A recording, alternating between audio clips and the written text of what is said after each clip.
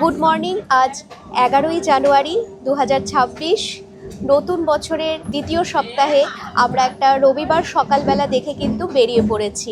আমরা বেরিয়ে পড়েছি শিয়ালদা থেকে কাটোয়া গ্যালোপিন লোকাল ধরে নিয়েছি। 50 কিলোমিটার রাস্তা অতিক্রম করে পৌঁছে যাব বাঁশবেড়িয়া। শিয়ালদা কাটোয়া গ্যালোপিন লোকাল কিন্তু ছেড়ে গেছে শিয়ালদা থেকে 8টা 5 মিনিটে। এই ট্রেন কিন্তু প্রতিদিনই থাকে শিয়ালদা থেকে সকাল 8টা 5 মিনিটে। শিয়ালদা থেকে বাঁশবেড়িয়া পর্যন্ত ভাড়া পড়েছে জনপ্রতি 15 টাকা করে। বাঁশবেড়িয়া কিন্তু হাওড়া থেকেও যাওয়া যায়, হাওড়া কাটোয়া লোকাল ধরে, আবার ব্যান্ডেল হয়েও যাওয়া যায়। আমরা যেহেতু কলকাতার দিকে থাকি, সেই ক্ষেত্রে আপনারা যদি হাওড়া থেকে যেতে না চান, শিয়ালদা থেকে যাওয়ার একদম একমাত্র অপশন হচ্ছে শিয়ালদা কাটোয়া লোকাল। এই লোকাল করে কিন্তু আপনারা একদম সরাসরি বাঁশবেড়িয়া পৌঁছে যেতে পারবেন। আবার ভায়া ব্যান্ডেল হয়েও যেতে পারেন, সেক্ষেত্রে নৈহাটি ব্যান্ডেল থেকে বারবার একটা ট্রেন চেঞ্জ করার ব্যাপার থাকে। তো বারবার যাতে ট্রেন চেঞ্জ করতে না হয়, সেই সুবিধার্থে কিন্তু একমাত্র এই লোকাল করে কিন্তু আপনারা শিয়ালদা থেকে সরাসরি বাঁশবেড়িয়া পৌঁছে যেতে পারবেন। আমরা বাঁশবেড়িয়া পৌঁছে গেছি। এই বাঁশবেড়িয়া স্টেশনে কিন্তু আমরা প্ল্যাটফর্ম নাম্বার 3-এ রয়েছি। আমাদের কিন্তু কাটোয়া লোকাল এই 3 নম্বর প্ল্যাটফর্মে কিন্তু আমাদেরকে নামিয়ে দিয়েছে। এবার বাঁশবেড়িয়া থেকে বেরিয়ে, মানে আমরা একের দিকে বেরোবো, একের দিকে বেরিয়ে হংসেশ্বরী মন্দির যাব। সেটা কিভাবে যাচ্ছি বা কি অটো পাচ্ছি না, আমরা পায়ে হেঁটেই যাচ্ছি, কারণ এখান থেকে কিন্তু হংসেশ্বরী মন্দির খুবই কাছে। তো আজকের পর্বটা কিন্তু আমরা শুরু করব সেই মন্দির দর্শন দিয়ে। 1 নম্বর প্ল্যাটফর্ম দিয়ে এই যে সোজা রাস্তাটা চলে যাচ্ছে, এই রাস্তাটা চলে গেলে কিন্তু 10 মিনিটের দূরত্বে আছে হংসেশ্বরী মন্দির। স্টেশন থেকে বেরিয়ে কিন্তু জলখাবারের অপশন রয়েছে, আর আপনারাও চাইলে কিন্তু এখান থেকেই আপনাদের সকালবেলা জলখাবারটা করে নিতে পারবেন, এবং আমরাও কিন্তু এখানেই জলখাবারটা সেরে নিলাম। পায়ে হেঁটেই চলে যাচ্ছি হংসেশ্বরী মন্দির। আমরা কোনো রকম কোনো টোটো অটো করিনি। যদি আপনারা পায়ে হেঁটে না যেতে চান, আপনারা কিন্তু সেক্ষেত্রে টোটো পেয়ে যাবেন। টোটোর কিন্তু পুরো ব্যবস্থা রয়েছে, রিজার্ভও করতে পারবেন, এবং শেয়ারের টোটোও কিন্তু আপনারা স্টেশন থেকে বেরিয়েই কিন্তু সামনের দিকে হাঁটলে পেয়ে যাবেন। আমরা যেহেতু পায়ে হেঁটে আসছি, একদম সোজা রাস্তা ধরে আসলেই আপনার ডান হাতে সাই বাবার মন্দির পাবেন, আর এই সাই বাবার মন্দিরটাকেই কিন্তু ল্যান্ডমার্ক হিসেবে ব্যবহার করতে পারবেন, কারণ এই মন্দিরটা থেকে কিন্তু আরও সোজা এগিয়ে গেলেই কিন্তু আমরা আমাদের গন্তব্যে পৌঁছে যাব, হংসেশ্বরীর মন্দির। আমরা ফাইনালি হংসেশ্বরী মন্দিরে কিন্তু পৌঁছে গেছি। আর এখান থেকে আপনারা যদি হংসেশ্বরী মন্দিরে মায়ের পুজো দিতে চান, তবে এখান থেকে কিন্তু আপনারা পুজোর সামগ্রী নিয়ে নিতে পারবেন। আমাদের মোটামুটি 15 থেকে 16 মিনিট সময় লেগেছে পায়ে হেঁটে আসতে, আর এখন আমরা কিন্তু মন্দিরের ভেতর প্রবেশ করতে চলেছি। আপনারা চাইলে কিন্তু ব্যান্ডেল ট্যুরের মধ্যে একসঙ্গে কিন্তু একই দিনে এই সমস্ত স্পট কিন্তু ঘুরে নিতে পারবেন। সঙ্গে কিন্তু ত্রিবেণীটাও আপনারা ঘুরে নিতে পারবেন। তার কিন্তু সমস্ত ব্যবস্থা এই হংসেশ্বরী মন্দিরের কাছে, এই যে স্ট্যান্ড দেখতে পাচ্ছেন, এখান থেকে কিন্তু টোটো পেয়ে যাবেন। টোটোতে কিন্তু আপনাদেরকে পুরো স্পটগুলো কিন্তু ঘুরিয়ে দেখানোর ব্যবস্থা রয়েছে। মন্দিরে প্রবেশের মুখেই দুপাশে কিন্তু পুজোর সামগ্রী পেয়ে যাবেন, আর এখানে কিন্তু পুজোর ডালা 50, 100, 150 আপনাদের যেরকম সামর্থ্য রয়েছে সেই সামর্থ্য অনুযায়ী কিন্তু এখানে ডালা পেয়ে যাবেন। আর এখানে পার্কিং এর ব্যবস্থা রয়েছে। এখানে জুতো জমা দিতে হবে, জুতো জমা দিয়ে ভেতরে প্রবেশ করতে হবে, এবং জুতোর জন্য কিন্তু এক জোড়া জুতো 2 টাকা। খুব দুর্ভাগ্যজনকভাবে আপনাদেরকে জানাতে হচ্ছে যে আমরা হংসেশ্বরী মন্দিরে আসলাম, এবং আসার পর আমাদের এখানে কিন্তু আটকে দিল যে আমাদেরকে নাকি কোনো রকম ক্যামেরা ভিডিওগ্রাফি নিষিদ্ধ। হ্যাঁ, ঠিক আছে, মানলাম ক্যামেরা ভিডিওগ্রাফি নিষিদ্ধ, বাইরের টুকু তো তোলা যেতে পারে, মন্দিরের না হয় আমরা বিগ্রহটা নাই বা তুললাম, বাইরের যে সমস্ত, আমরা তো ভিডিও দেখেই এসেছি, এখানে প্রচুর ভিডিও রয়েছে। আপনারা যারা আমাদের মতো ব্লগ করেন, তারাও আপনারা আমাদের সঙ্গে একমত হবেন, সহমত হবেন যে আপনারাই ভিডিও করেছেন, এবং মানে নিত্যদিন আপনারা নিয়মিতভাবে ভিডিও করে গেছেন। আপনাদের ভিডিও দেখে কিন্তু আমরাও এখানে এসেছি।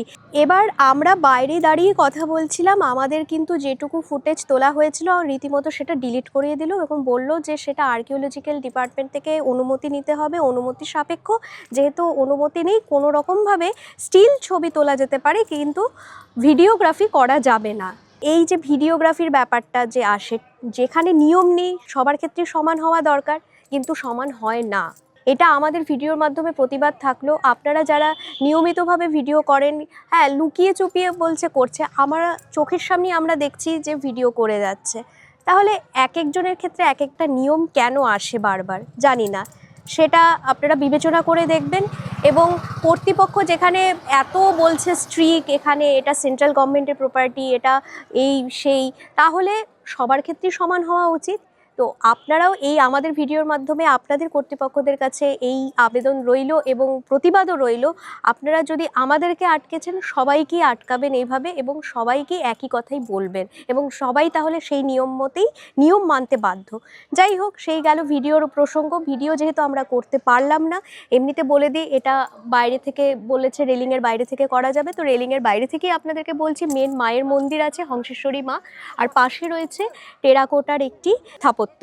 হংসেশ্বরী মন্দির থেকে লাহিড়ী বাবার আশ্রম যেতে টোটোর সঙ্গে কথা বললাম, ভাড়া পড়বে 70 টাকা করে পার হেড শেয়ারে হলে, আর যদি আপনারা রিজার্ভ করেন সেই ক্ষেত্রে 250 টাকা বলছে, কিন্তু সেখানে দরদাম হচ্ছে, মানে আর কত দিতে পারবেন সেরকম একটা ব্যাপার।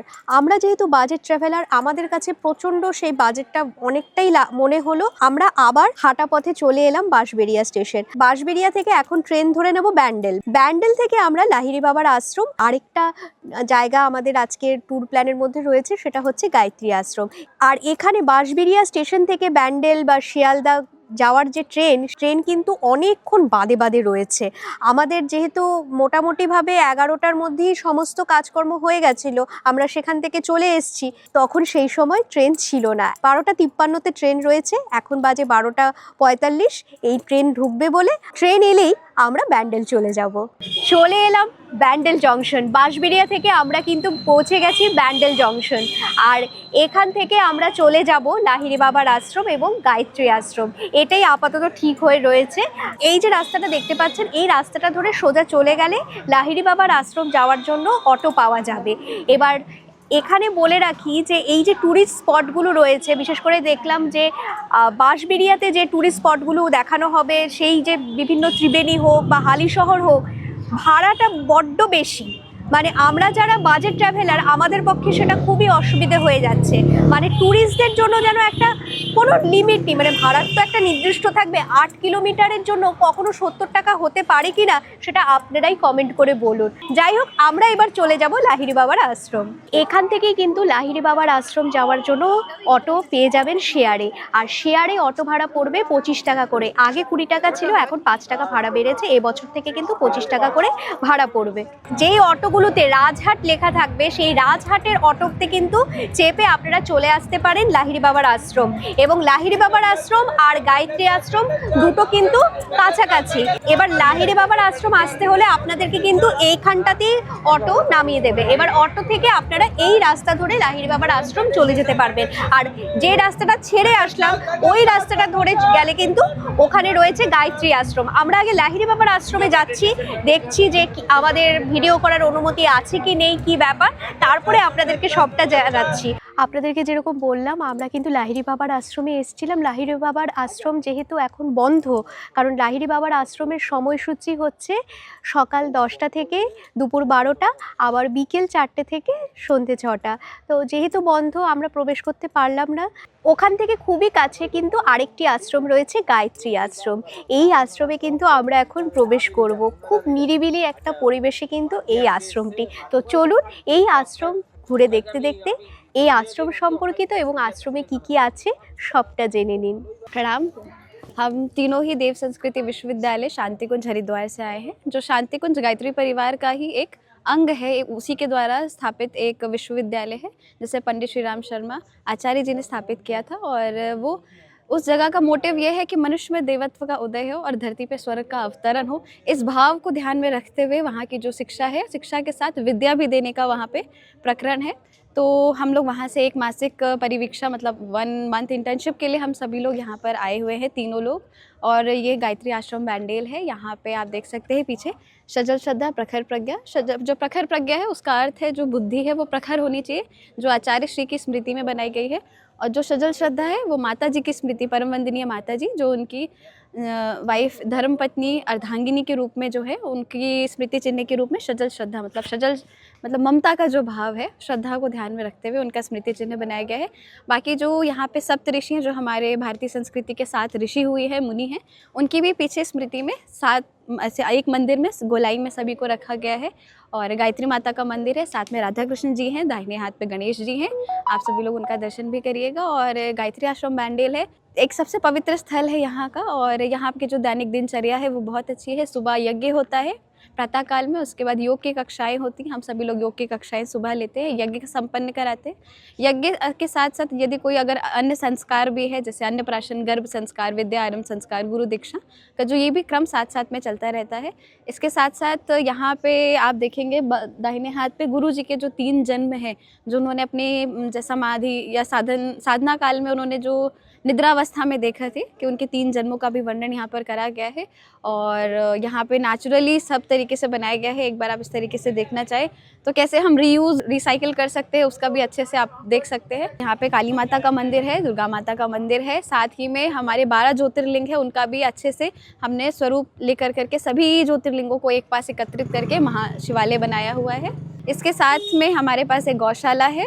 गौशाला में 60 गाय हमारे पास है, जिनकी गौ सेवा नियमित होती रहती है, जिनको रोटी, गुड़ और दही के साथ रोज़ उनका भोजन कराया जाता है। तो ये हमारे आश्रम का परिजन है। और भगवती भोजनालय है, यहाँ सभी के लिए बिना किसी जो है शुल्क के भोजन दिया जाता है। तो जितने भी लोग आते हैं वहाँ पे भोजन या सुबह ब्रेकफास्ट के लिए कर सकते हैं। सुबह 8 बजे नाश्ता होता है और 1 बजे के दोपहर में भोजन होता है। हाँ, फ्री ऑफ कॉस्ट होता है। जो लोग यहाँ दर्शन करने आते हैं वो भोजन प्राप्त कर सकते हैं। मुझे ये चीज़ कहते हुए बहुत प्राउड हो रहा है कि जिस विश्वविद्यालय में हम पढ़ते हैं वहाँ शिक्षा के साथ विद्या देने का भी क्रम चलता है। तो शिक्षा तो सभी लोग आजकल ले लेते हैं, पर विद्या लेने का जो अवसर है वो बहुत कम लोगों को मिल पाता है। तो विद्या हम कैसे लेते हैं? जब हम किसी चीज़ का पठन पाठन करते हैं। तो सभी लोग सोशल इंटर्नशिप पे जाते हैं, सब लोग प्रोफेशनल इंटर्नशिप पे तो चले जाते हैं, IT सेक्टर में चले जाते हैं, कॉर्पोरेट सेक्टर में चले जाते हैं। पर सोशल इंटर्नशिप का जो मोटो है क्या, समाज में उतर के लोगों के संग, लोगों के साथ, अपनों से अपनी बात करने का जो क्रम है वो सामाजिक परिवीक्षा है हमारी। तो इसमें हम सभी लोगों के बीच जाते हैं, उन्हें योग, यज्ञ, हमारी भारतीय संस्कृति की जो परंपराएं हैं, जो रूट है, जो जड़ व्यक्ति भूल गए, उन्हें याद दिलाने के लिए हम जन जन के पास जाते हैं और उनको अपनी भारतीय संस्कृति का बोध कराते हैं। जो हमारा शांति कुंज हरिद्वार है वो एक विराट गायत्री परिवार है, जो पंडित श्री राम शर्मा आचार्य जी द्वारा 1971 में स्थापित किया गया है, जिसमें बताया गया है कि जो गायत्री है वो जो है ब्राह्मण की कामधेनु बताई गई। गायत्री मंत्र क्या है? हमारा विद्या देने का मंत्र है, सद्बुद्धि का मंत्र है। उसको चेतना केंद्र बना करके एक पूरा विस्तार रूप से एक आश्रम गढ़ा गया है वहाँ पे, ताकि मानवाई अपने अंदर देवत्व का उदय करे। देवत्व जो इंसान भूल गया है, अपने अंदर देवता का जागरण करे, वहाँ पे आए। जब ध्यान साधना जो जन लोगों के लिए सुलभ बनाई गई है, तो गायत्री मंत्र को सबसे सुलभ और सबसे महामंत्र बना करके उसका एक चेतना केंद्र बनाया गया है, शांति कुंज, जिसको हम हेडक्वार्टर बोलते हैं हमारे गायत्री परिवार का। उसकी स्थापना वहाँ पे की गई है। तो आप सभी लोग आइए और वहाँ पे दर्शन करिए। बैंडेल का आश्रम 1982 में हम लोगों ने इसकी स्थापना करी थी। तो वहाँ से तब से लेकर अभी तक अटूट क्रम जप का, ध्यान का, और जो भी हमारी ट्री प्लांटेशन होता है यहाँ पे हर संडे को होता है। तो जो छोटे छोटे कार्यक्रम है वो नियमित रूप से चलते रहते हैं। तो आप जब भी सैटरडे को आए, सैटरडे को, संडे को आए, क्लीनिंग ड्राइव, ट्री प्लांटेशन, सभी चीज़ों में आप लोग सहभागिता दिखाएं। এই আশ্রমেরও কিন্তু সময়সূচি হচ্ছে সকাল 6টা থেকে দুপুর 1টা, আবার বিকেল 3:30 থেকে রাত 8টা পর্যন্ত। কিন্তু আজকে যেহেতু রোববার এবং ছুটির দিন, সবাই এসছে, এই আশ্রম কিন্তু খোলাই ছিল। তাই আমরা তখন ভাবছিলাম যে কি করব, কারণ সময়সূচি দুটোরই এক, গায়ত্রী আশ্রমেরও তাই, লাহিড়ী বাবার আশ্রমেরও তাই। আমাদের গায়ত্রী আশ্রম দর্শন করা হয়ে গেছে। গায়ত্রী আশ্রম আমরা ঘুরে দেখলাম, খুবই ভালো লাগলো। আর আপনারাও চাইলে কিন্তু একদিনের ব্যান্ডেল ট্যুরে এই গায়ত্রী আশ্রমটা অনায়াসেই রাখতে পারেন, কারণ লাহিড়ী বাবার আশ্রম থেকে এই গায়ত্রী আশ্রম কিন্তু খুবই কাছে। আর একদিনের ব্যান্ডেল ট্যুরে কিন্তু আপনারা চাইলে রিজার্ভ করে কিন্তু অটো বা টোটোতে গায়ত্রী আশ্রম, লাহিড়ী বাবার আশ্রম, ব্যান্ডেল চার্চ, ইমামবাড়া সবগুলো একসঙ্গে একই দিনে ঘুরে দেখে নিতে পারবেন। এবার সময় কিন্তু প্রায় হয়ে এসেছে লাহিড়ী বাবার আশ্রম খোলার, 3:30। এখন বাজে প্রায় 3:10। আমরা কিন্তু এখান থেকে বেরিয়ে পড়ছি। মোটামুটিভাবে এখান থেকে 10 মিনিট মতো সময় লাগবে লাহিড়ী বাবার আশ্রম। তো চলুন, বাকি কথা লাহিড়ী বাবার আশ্রমে গিয়ে হচ্ছে। আমরা কিন্তু চলে এসেছি এই মুহূর্তে লাহিড়ী বাবার আশ্রম। আপনাদেরকে যেরকম বললাম, গায়ত্রী আশ্রম থেকে কিন্তু আমরা চলে এসেছি লাহিড়ী বাবার আশ্রম। এবার লাহিড়ী বাবার আশ্রম প্রবেশ করব। আর এই লাহিড়ী বাবার আশ্রম খোলা থাকে সকাল 10টা থেকে দুপুর 12টা পর্যন্ত, আর বিকেলবেলা 4টে থেকে সন্ধ্যে 6টা। আজকের দিনের জন্য কিন্তু 3:30-র সময় মন্দির প্রাঙ্গণ খুলে গিয়েছিল। তো চলুন আমরা মন্দিরে প্রবেশ করছি, এবং মন্দিরে প্রবেশ করার পর আমরা কি কি দর্শন করছি সবটা বিস্তারিতভাবে আপনাদেরকে জানাচ্ছি, সঙ্গে থাকুন। পশ্চিমবঙ্গের হুগলি জেলার রাজহাটে অবস্থিত একটি বৃহৎ জনসাধারণের আধ্যাত্মিক কেন্দ্র হচ্ছে লাহিড়ী বাবার আশ্রম, যা আধারালয় নামেও পরিচিত। যা ঊনবিংশ শতাব্দীর ক্রিয়াযোগ গুরু যোগীরাজ শ্যামাচরণ লাহিড়ীর শিক্ষার প্রতি নিবেদিত। লাহিড়ী মহাশয়ের নীতির উপর নির্মিত এই আশ্রমটি। আশ্রমটি লাহিড়ী মহাশয়ের বৃহত্তর উত্তরাধিকারের অংশ, যিনি 1861 সালে মহাবতার বাবাজির সাথে দেখা করার পর ক্রিয়াযোগকে পুনরুজ্জীবিত করেছিলেন, যেমনটি পরমহংস যোগানন্দের একজন যোগীর আত্মজীবনীতে বর্ণিত হয়েছে। তিনি জাতি, বর্ণ, ধর্ম নির্বিশেষে সকল সাধকদের ক্রিয়াযোগ শিক্ষা দিয়েছিলেন। তিনি রামকৃষ্ণ পরমহংসদেবের মতোই শিক্ষা দিয়েছিলেন সংসারে থেকেও আধ্যাত্মিক সাধনা করা যায়। আশ্রমটি একটি মনোমুগ্ধকর, শান্ত, প্রশস্ত এবং ধ্যানমগ্ন স্থান হিসেবে পরিচিত। এখানে নারায়ণ, লোকনাথ, সরস্বতী, দুর্গা, রাম, সীতা, কালী সহ বিভিন্ন দেবদেবীর মন্দির রয়েছে এবং বিভিন্ন ধর্মের জন্য পৃথক প্রার্থনা স্থানেরও ব্যবস্থা করা আছে। খুব মনোমুগ্ধকর পরিবেশে আশ্রমটি, শান্ত, নিরিবিলি। কিন্তু আজ রবিবার ছুটির দিন হওয়ার ফলে উপচে পড়া ভিড় ছিল। এই ভিড় ঠেলে ভেতরে প্রবেশ করতেই ফুলের বাগান দেখতে পেলাম, সাথে রাজহাঁস। তারপর দর্শন করে নিলাম দুর্গা মন্দির। মূল মন্দিরে প্রবেশের আগে নির্দিষ্ট স্থানে জুতো খুলে রেখে যেতে হবে। এই জুতো রাখা বাবদ এক জোড়া জুতোর জন্য 2 টাকা করে নেওয়া হয়। এটি হচ্ছে উপাসনা ঘর। এই উপাসনা ঘরের বাইরেটা খুবই সুন্দর করে সাজানো।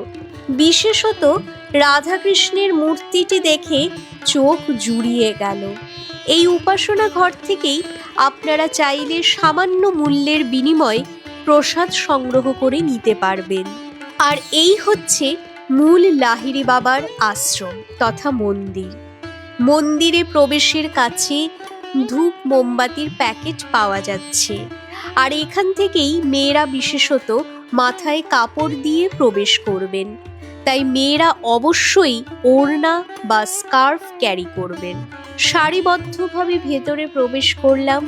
মন্দিরের দুপাশে ফোয়ারা আর অনেক দেবদেবীর মন্দির রয়েছে প্রবেশদ্বারের কাছে। এভাবে এখানে জলে পা দিয়ে মন্দিরে প্রবেশ করতে হয়। এরপর কোনোভাবে ভিডিও বা ছবি তোলা যাবে না। ফোন, ক্যামেরা সম্পূর্ণভাবে নিষিদ্ধ, তাই আমরা আপনাদেরকে ভেতরের কোনো ছবি দেখাতে পারছি না। আর মূল মন্দিরই হচ্ছে সবচেয়ে আকর্ষণীয় ও নান্দনিক।